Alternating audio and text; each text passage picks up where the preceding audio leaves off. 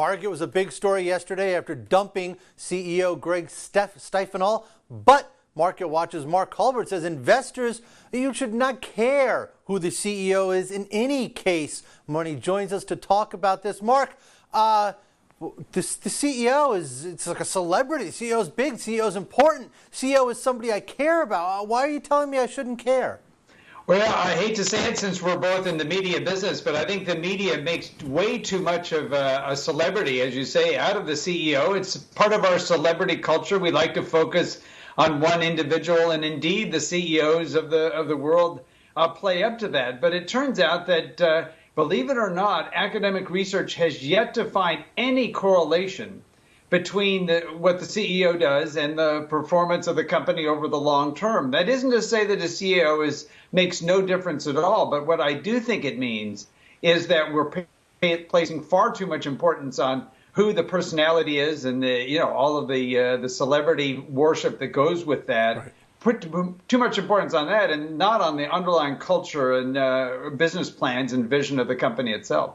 Right, and that's the point of your column really is that is what matters really is the culture of the company. How does an investor get a sense of that?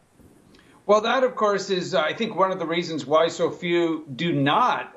Only few do focus on culture, and that is because it's hard work and it's very hard to measure, even though the research does suggest that it's the most important single factor if you want to look at what is correlated with long-term performance. The best that I've seen in the research is looking at a number of corporate governance issues where you look at responsiveness of a company to shareholder concerns. A lot of companies, it's very famous in years past, of course, to have various governance provisions that prevent shareholders from having much of an impact on changing the board of directors or shifting corporate culture in any given way. And so that's perhaps one way in which you can focus on a company's culture, but it's, as I say, it's difficult work. You have to go through a number of different investigations, and very few of us have the time, and so we'll focus on just the celebrity who's at the top. Right, and you look at some of the other companies recently that have gone through one that sticks out in my mind is Ford. Alan Mulally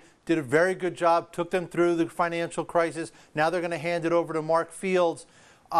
Those seem like, pretty meaty guys, right? Guys you should care about? Well, of course you should care about them, but the question is how much credit goes to the CEO and how much credit goes to people within the company.